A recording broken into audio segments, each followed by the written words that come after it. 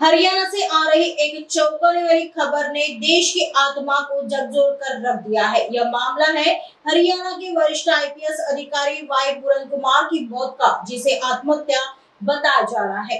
इस घटना पर अब राजनीतिक गलियारों में भी बवाल मच गया है। सांसद रणदीप सिंह सुरजेवाला ने इस दुखद घटना पर गंभीर सवाल उठाया है। उन्होंने कहा कि एडीजीपी रैंक के अधिकारी की आत्महत्या ने यह दर्शा दिया है कि हरियाणा में न्याय की क्या स्थिति है। सुरजेवाला ने सीधे तौर पर हरियाणा सरकार को घेरते हुए कहा कि जब एक उच्च योग्य और प्रतिष्ठित अधिकारी को न्याय नहीं मिल रहा है तो आप आम आदमी की स्थिति की कल्पना कर सकते हैं। रणदीप सुरजेवाला ने मांग की है कि इस पूरे मामले की निष्पक्ष और उच्च स्तरीय जांच होनी चाहिए और दोषियों को कड़ी सजा मिलनी चाहिए। उन्होंने कहा कि यह सिर्फ एक अधिकारी की मौत नहीं बल्कि व्यवस्था पर एक बड़ा प्रश्न चिन्ह है।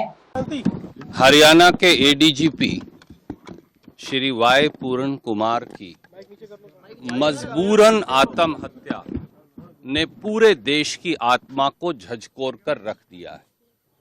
ये एक ऐसी हृदय विदारक और ऐसी मन टूटने वाली घटना है कि जिसने इसके बारे में सुना, पढ़ा, देखा, जो अमनीत जी को, जो वरिष्ठ आईएएस अधिकारी हैं और वाई पूरन कुमार जी को और परिवार को नहीं भी जानते, उनकी आंखों से भी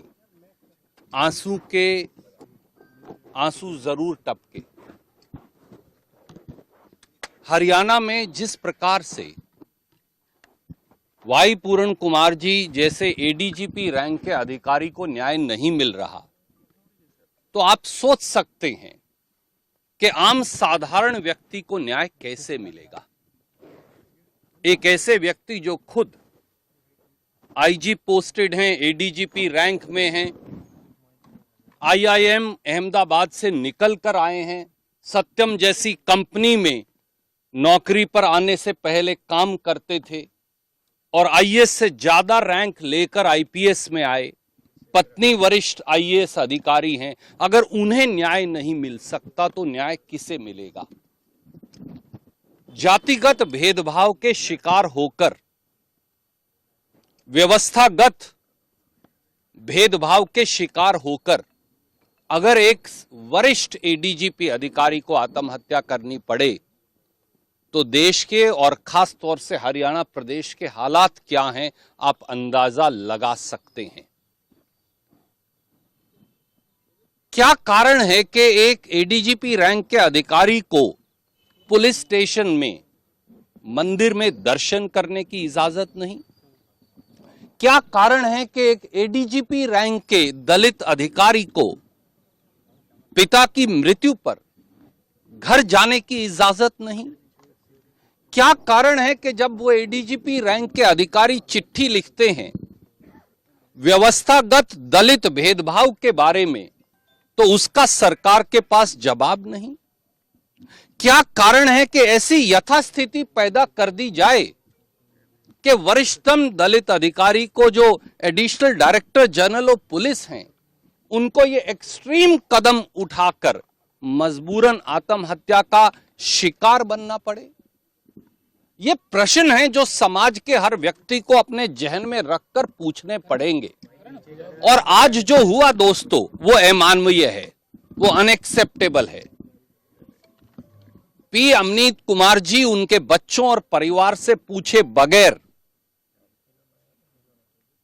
वाई पूरन कुमार जी की डेड बॉडी को सेक्टर 16 से पीजीआई जबरन ले जाना, उनकी अनुमति के बगैर, उनकी सहमति के बगैर एक अपराध है। क्या उन दोनों बेटियों को पिता के आखिरी दर्शन का अधिकार भी अब सरकार नहीं देना चाहती? किससे पूछकर आपने वाई पूरन कुमार जी की डेड बॉडी को शिफ्ट किया?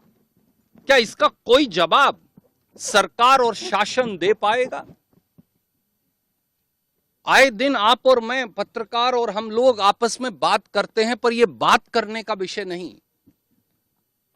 ये दलितों और गरीबों और खास तौर से बड़े पद पर आसीन अब दलित साथियों के साथ भी ये दुर्व्यवहार होगा तो समाज में क्या व्यवस्था है शासन और सरकार की, आप अंदाजा लगा सकते हैं। मैं जहां अपनी श्रद्धांजलि देने आया, पी अमनीत कुमार जी ने लंबे समय तक बतौर कलेक्टर मेरे साथ काम किया कैथल जिले के अंदर, इसलिए वो परिवार की एक सदस्य हैं।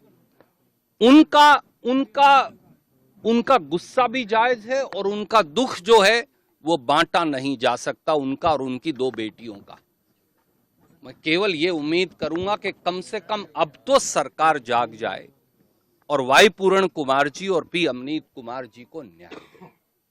सर, परिवार से क्या बात हुई? सर, कोई परिवार से कुछ आपको बताया? बॉडी को देखिए, जाने के लिए उसके कुछ फैमिली पोस्टमार्टम नहीं कराना चाहती है? जी नहीं, मैं केवल श्रीमती पी अमनीत कुमार जी से मिला, उनके पिताजी से मिला, उनकी दोनों बेटियों से मिला। मुझे लगता है कि परिवार की राय के खिलाफ इस प्रकार की कार्रवाई करने से बड़ा कोई अमानवीय कदम नहीं हो सकता। कुछ कहा हो आपको परिवार ने? पी अमनीत कुमार जी जो कहना चाहती थी उन्होंने लिखकर दे दिया है, आपने उसे बाकायदा दिखाया और चलाया है। हम केवल ये कहना चाहते हैं, न्याय की कसौटी पर अब सरकार और शासन को खरा उतरना होगा, ये पूरे देश की मांग है। हरियाणा